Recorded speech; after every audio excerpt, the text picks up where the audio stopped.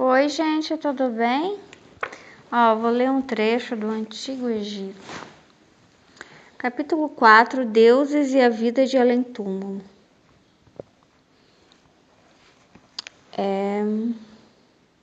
Se inscreva no canal, curta o vídeo e vem comigo. Eu sou Melissa.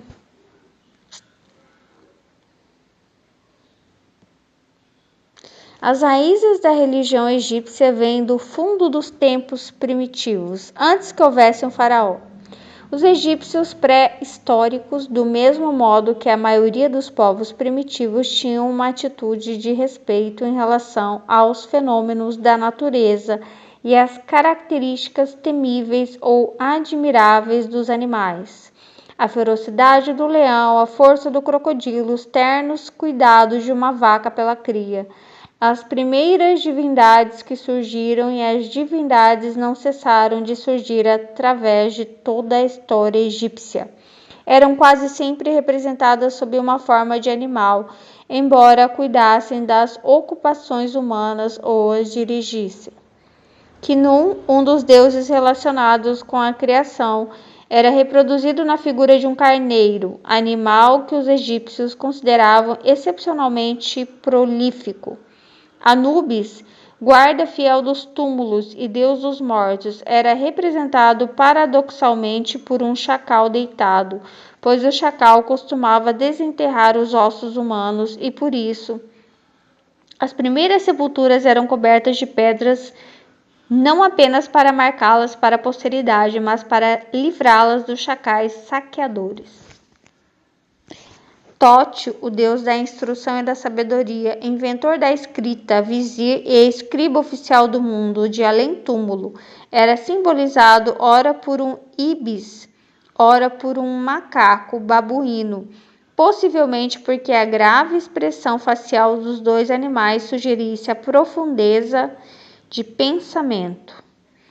Durante grande parte da história egípcia, animais vivos associados a deuses foram criados nos templos onde viviam com mimado luxo. Um crocodilo que representava um deus do sol, da terra e da água, descansava no tanque do templo em Crocodilópolis. O ibis de Tote era guardado em Hermópolis. Um gato que representava uma deusa da alegria e do amor vivia preguiçosamente num templo em Baste. Apis, um touro sagrado, era criado em Mênfis.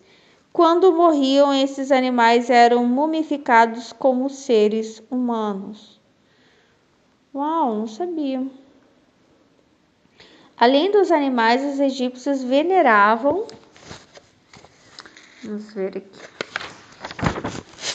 As manifestações da natureza. Entre os seus múltiplos objetos de culto, um tinha eminentes qualidades para veneração, o sol. E os egípcios devem ter percebido que a vida dependia do sol. Enfim.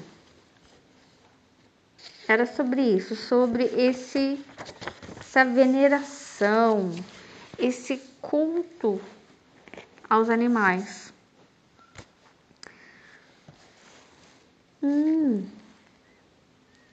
Aqui tem uns homens egípcios aqui que eles têm cara de águia. Isso aqui, pela primeira vez que acho que é a segunda vez, acho que eu comecei a ler ontem isso aí. Que eu leio devagar para eu poder pensar melhor. Às vezes quando eu leio muito rápido que eu não estou muito interessada. Sabe quando você come um bolo, uma coisa que tá tão gostosa que você quer comer bem devagarzinho para não acabar logo? Para você pensar, né? Eu faço isso com a leitura, com as coisas que eu gosto. Então, eu não quero ir muito rápido, eu quero ir porque eu gostei. Para eu pensar. E agorinha, eu estava lendo algo sobre os seres viventes. Eu sou cristã, Mas eu sou uma pensadora, eu tenho dupla condição, né? Eu sou, deixa eu ver uma Bíblia aqui, sou neurodivergente. E isso me lembra, em algumas passagens, eu vou ver até se eu acho aqui, sobre os seres viventes. Se não me engano, são seres viventes que também têm cara de animais não, nós também somos animais, né? Digo, de outras espécies, uma mistura de várias espécies.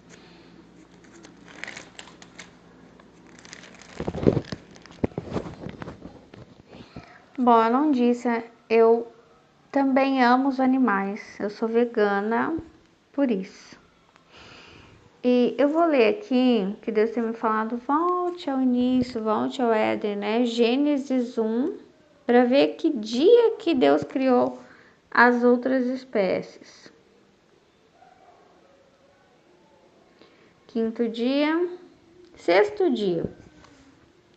No sexto dia, Deus criou todo tipo de animais, domésticos, selvagens e os que se arrastam pelo chão, cada um de acordo com sua espécie. E assim aconteceu. Deus fez os animais, cada um de acordo com sua espécie, os animais domésticos, os selvagens e os que se arrastam pelo chão. E Deus viu que o que havia feito era bom.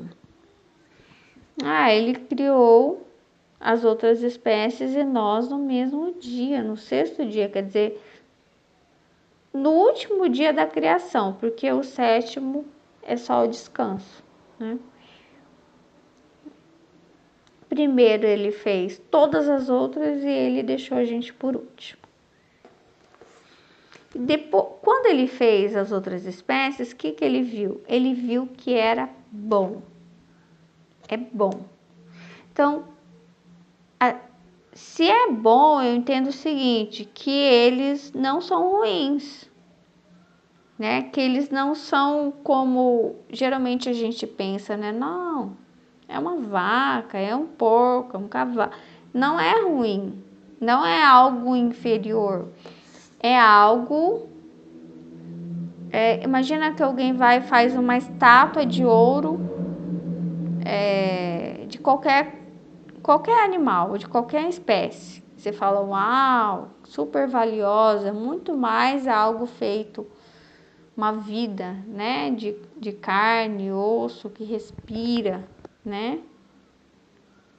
Então é algo bom. Então todas as outras espécies têm o nível de excelência de Deus, que Deus olhou e falou, ele é bom, mesmo que a gente venha e fale, não, não é bom, é bom, é bom, ele falou que é bom. E aí depois ele disse, agora vamos fazer os seres humanos, que serão como nós, que é mais, aqui Deus já se apresenta no plural, né? Provavelmente como Trindade, que se parecerão conosco. Eles terão poder sobre os peixes, sobre as aves, sobre os animais domésticos e selvagens e sobre os animais que se arrastam pelo chão. Assim Deus criou os seres humanos. Ele os criou parecidos com Deus. Ele os criou homem e mulher e os abençoou dizendo, tenho muitos e muitos filhos. Enfim. Então ele primeiro cria todas as outras espécies e nós somos o filho caçula.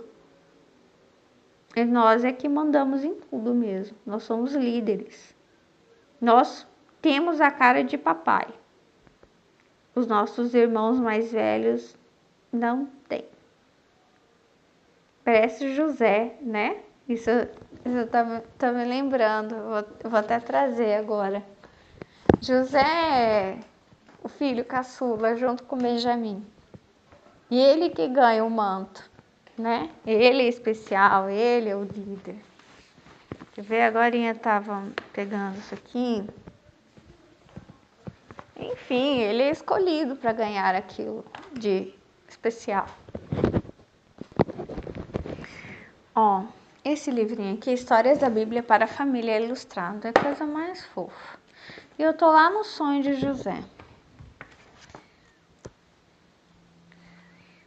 Aí o José já contou várias vezes o sonho dele para os irmãos. E no início, os irmãos eles fingem que não escutam. Depois eles começam a ficar irritados, porque, como eu disse para vocês, o sonho de José incluía os irmãos. Aí que eles ficam ferozes, porque uma coisa é você ter um sonho sozinho, outra coisa é você ter um sonho e falar que as pessoas estão envolvidas nele. Aí, sobre o futuro, entendeu?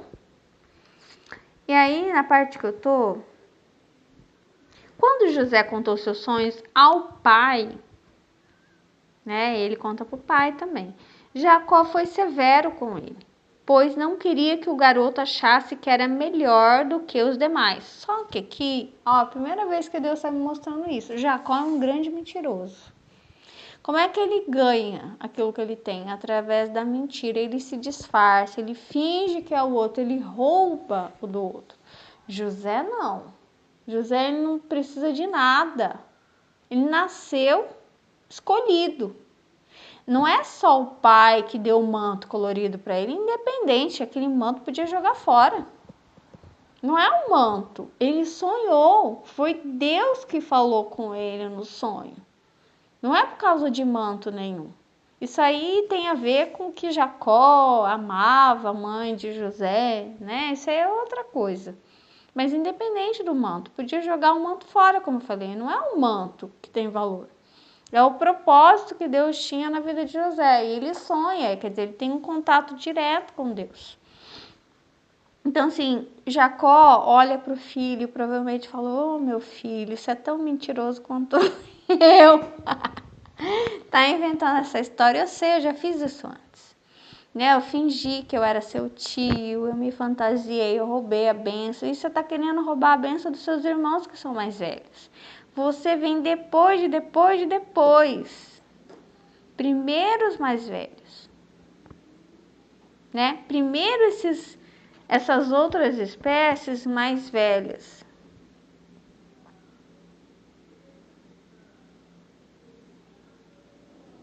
Não seja tão orgulhoso, José, ou não seja tão mentiroso inventando que Deus te escolheu, né? Porque eu menti e deu certo, mas não quer dizer que vai dar certo agora para você. Mas apesar de sua seriedade, Jacó prestou muita atenção aos sonhos de José. Esse menino, quem sabe, leva jeito, né? Ele pensou, né? Eu consegui, né? Com tudo que eu fiz, eu consegui. Trapaceei e venci.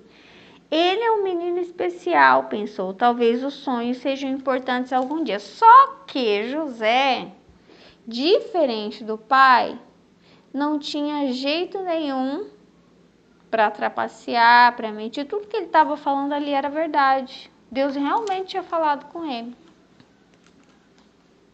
Entendeu? Não era uma trapaça. E ele ia pagar um preço muito caro por dizer a verdade. Por causa da inveja. Meu Deus, as coisas ultrapassam. Eu falo. Não era para falar isso. Mas enfim. Aí. Só que aqui. Eu vou ver se eu acho os seres viventes. Ai, ai. Por mais que nós tenhamos a cara de papai, como assim, José é a cara de Jacó. Ele ganha o manto, nós ganhamos a liderança. Isso não quer dizer que os irmãos mais velhos não sejam preciosos, entendeu? Preciosos. Nós somos líderes, mas líderes para cuidar.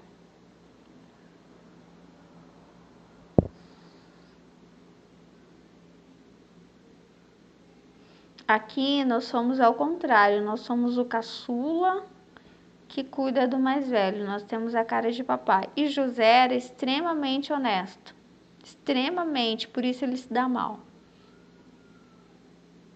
Ele sonha, ele fala, ele conta, ele é ingênuo, ele, né? Mas Deus garante, né? Ele garante que aconteça. Porque Deus não precisa de ninguém, né? Ele garante, ele se garante.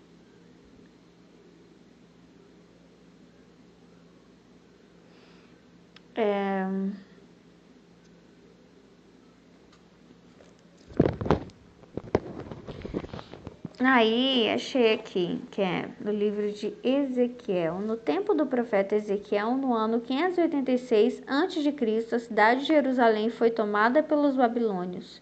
O profeta viveu na Babilônia, para onde os israelitas tinham sido levados como prisioneiros. Ezequiel pregou mensagens de Deus dirigidas ao povo que estava ali na Babilônia e também aos moradores de Jerusalém. Deus falou a Ezequiel por meio de visões, o profeta falou ao povo a respeito dessas visões e também anunciou mensagens de Deus por meio de ações simbólicas. Ele ensinou que cada um é responsável pelos seus próprios pecados, muito bom, e que todos devem se renovar no seu íntimo no coração. Ele também esperava que a própria nação de Israel começasse a viver uma vida nova na presença de Deus.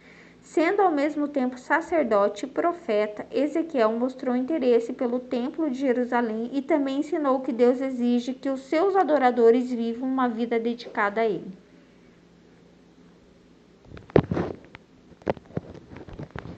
Antes de ler aqui, é o seguinte, porque aquele livro do Egito me lembrou isso aqui dos seres viventes, de Gênesis, enfim, tudo ao mesmo tempo, porque é como se desse uma volta no planeta Terra, né? E eu tento ver as coisas bem distantes de tudo, até de mim mesma, para que eu veja padrões. Eu quero ver padrões e quebrar esses padrões e entender onde está o problema. E é sobre o amor doentio. É o que eu já falei hoje de manhã. Que ou você odeia esses que são inferiores e Deus cria, ele fala, eles são bons, eu fiz com as minhas próprias mãos, eu gostei do que eu fiz. Eles não têm o meu rosto, mas eles são bons, tanto que eles vão aparecer aqui no rosto desses seres viventes, que eu não sei se esses seres viventes representam Deus ou representam como se fossem anjos, entendeu? Ó.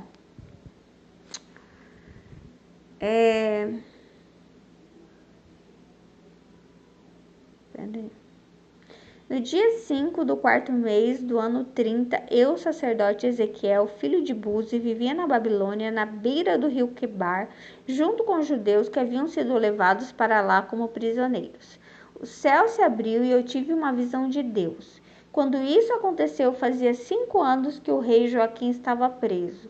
Ali na Babilônia, na beira do rio Quebar, eu ouvi o Senhor falar comigo e senti o seu poder. Olhei e vi uma tempestade que vinha do norte. Raios saíam de uma nuvem enorme. Em volta da nuvem, o céu estava em fogo, e no meio do fogo havia uma coisa que brilhava, como bronze. No meio da tempestade, vi o que me pareciam 4 animais. A sua forma era de gente, porém cada um tinha 4 caras e 4 asas. As pernas deles eram retas e tinham cascos que eram parecidos com cascos de touro e que brilhavam como bronze polido. Além das 4 caras e das 4 asas, cada um tinha 4 mãos de gente, uma debaixo de cada asa. 2 asas de cada animal estavam abertas, com as pontas tocando uma na outra. Assim os animais formavam um quadrado e andavam em grupos sem virar o corpo. Cada animal tinha 4 caras diferentes. Na frente a cara era de gente, do lado direito era de leão. Do lado esquerdo era de boi e atrás a cara era de águia. 2 asas de cada animal se abriam para cima e tocavam as pontas das asas dos animais que estavam ao seu lado, e com as outras 2 asas eles cobriam o corpo. Cada animal podia olhar para as 4 direções e por isso o grupo ia aonde queria sem precisar virar. Entre os animais havia uma coisa que parecia uma tocha acesa que estava sempre em movimento. O fogo aumentava e do fogo saíam relâmpagos e os animais corriam para cá e para lá como relâmpagos. Quando eu estava olhando para os 4 animais, vi 4 rodas no chão, uma ao lado de cada um deles. As 4 rodas eram iguais e brilhavam como pedras preciosas. Dentro de cada roda havia outra roda atravessada e assim, sem virar, as rodas podiam rodar em qualquer direção. Os aros das rodas eram cobertos de olhos. Quando os animais andavam, as rodas rodavam ao lado deles. Quando os animais subiam da terra, as rodas também subiam. Os animais iam aonde queriam e as rodas faziam o que os animais faziam, porque os animais as controlavam. Assim, toda vez que os animais andavam ou paravam ou subiam do chão, as rodas faziam o mesmo. Acima das cabeças dos animais havia uma coisa que parecia uma cobertura curva feita de cristal brilhante. Debaixo da cobertura, cada animal abria 2 asas na direção das asas do outro que estava ao seu lado e cobria o corpo com as outras 2 asas. Eu ouvi o barulho das suas asas quando voavam. Era como o rugido do mar, como o barulho de um grande exército, como a voz do Deus Todo-Poderoso. Quando paravam de voar, abaixavam as asas, mas ainda se ouvia um som que vinha de cima da cobertura que estava sobre as cabeças deles. Acima da cobertura curva havia uma coisa parecida com um trono feito de safira. Nele estava sentado alguém que parecia um homem e que brilhava como se fosse bronze no meio do fogo. Todo ele brilhava com o mesmo clarão de fogo, e a sua luz tinha todas as cores do arco-íris nas nuvens. Esta era a luz brilhante que mostra a presença da glória do Senhor. É muito lindo isso aqui.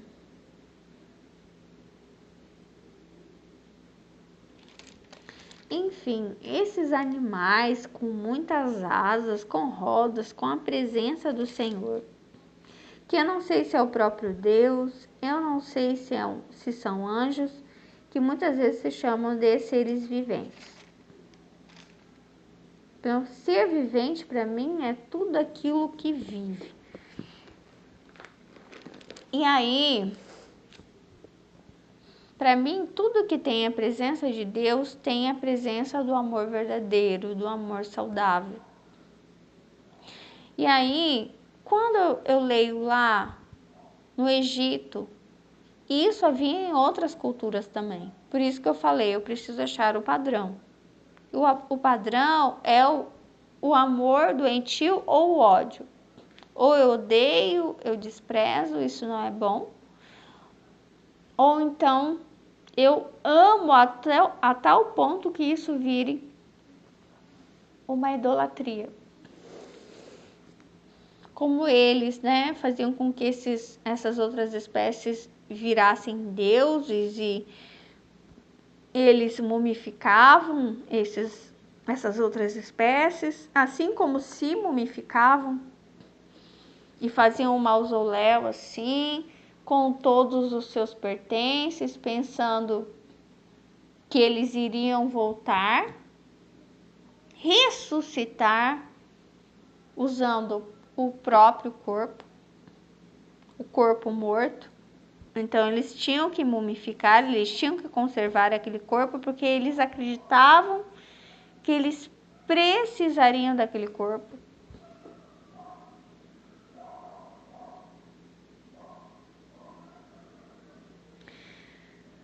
Oh, meu Deus, como dizer? Eu vejo o seguinte, que a humanidade, ela está entendendo que precisa respeitar a natureza, não idolatrar, né? Porque era assim, os animais, as outras espécies, eles eram usados como meio de se achegar a Deus. Não só pelos israelitas, né, pelo povo de Deus, Deus de Abraão, de Isaac, de Jacó, mas como por outros deuses, né? Através de sacrifícios. Então, através da crueldade, derramamento de sangue, escravizando eles, pensando que eles não sentiam dores, né? Que eles não têm família, que eles não têm vontade de bem-estar, né? De viver suas que eles não têm pertencimento, que eles não têm maternidade, por exemplo. Eles têm maternidade, eles têm tudo que a gente tem, eles têm. Eles só não têm a lógica, eles só não têm o raciocínio que para mim é fruto do pecado original, do bem e do mal, que é a lógica. Assim que eu tenho entendido. E aqui é muito estranho que esse ser vivente, ele tem cara das várias espécies.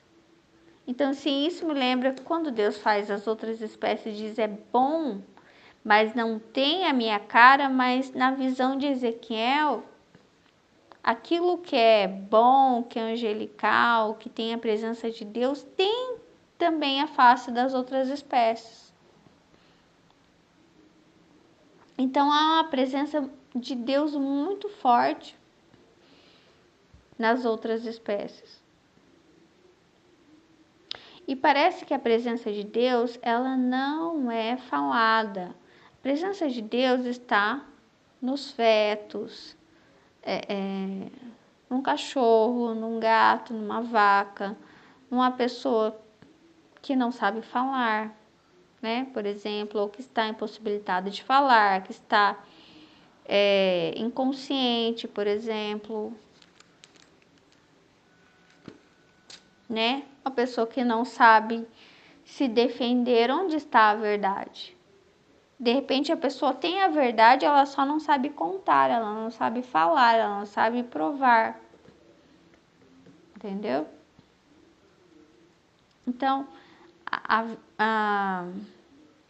Deus, ele não precisa que alguém faça esforço, ou prove, ou se mostre superior, entendeu?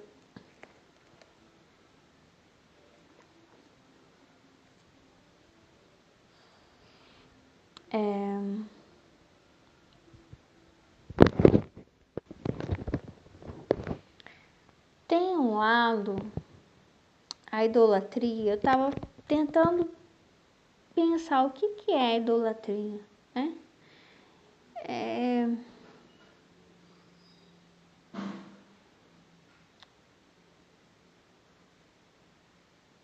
Que uma hora você despreza completamente alguém, né? Isso não vale nada. Outra hora você coloca isso no pedestal lá em cima e isso vira uma idolatria. Mas as duas coisas são repelidas por Deus, entende? Porque quando você faz de algo uma idolatria, na verdade você só está tentando tirar proveito daquilo.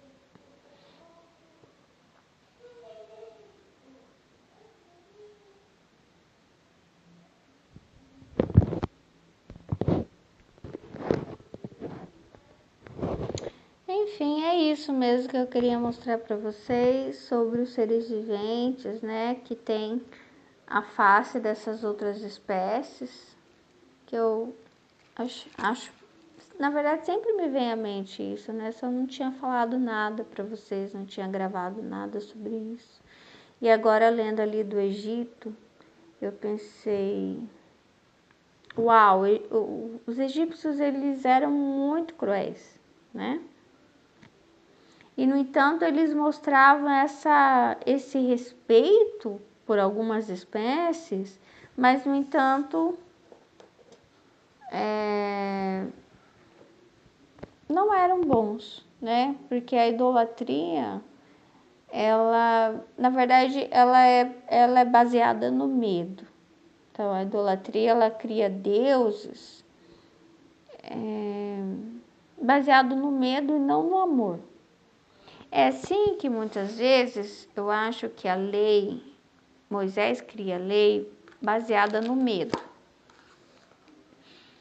E algumas sanções baseadas no medo também. Inclusive, os sacrifícios de sangue, sacrifícios de animais, são todos criados pelo medo. Você não pode criar as coisas pelo medo. As coisas devem ser criadas pelo amor.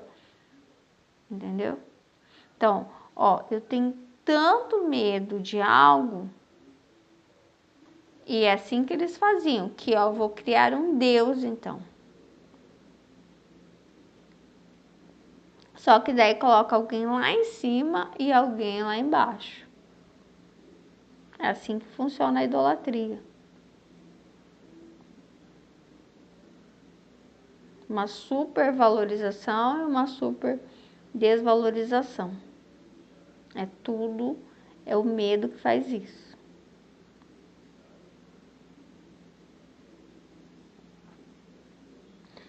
Eu acho até que é por isso que eles buscavam tanto Jesus, na hora do medo.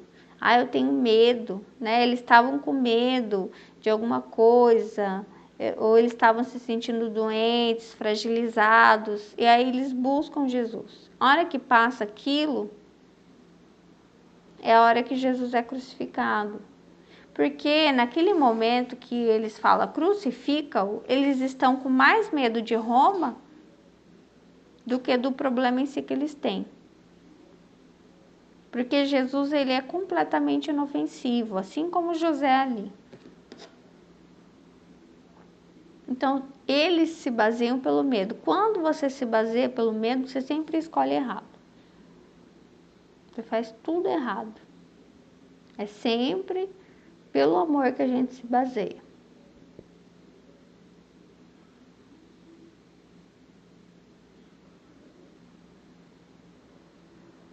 Para mim, é assim que eles crucificam Jesus. Então, qual medo que está operando na vida da gente?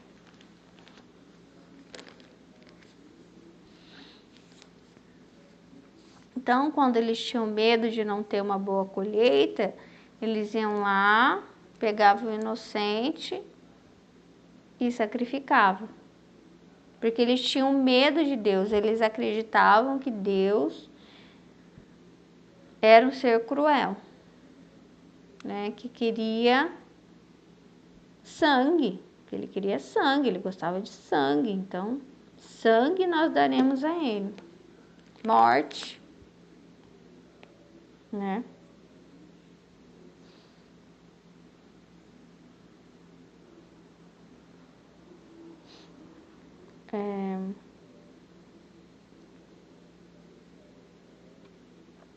E não é assim.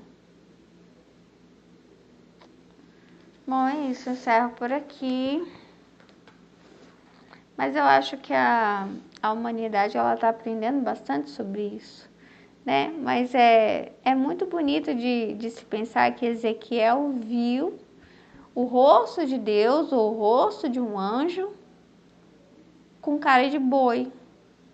Olha só, com cara de boi, com cara de várias espécies ali, né? Que muitas vezes são considerados impuros, e ali na visão de Ezequiel não era impuro.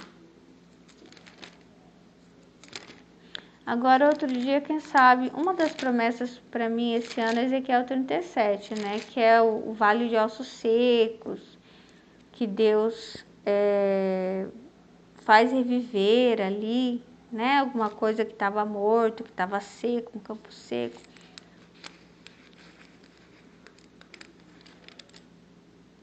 Mas enfim, outro dia eu venho falar sobre isso. Tchau, Deus abençoe vocês.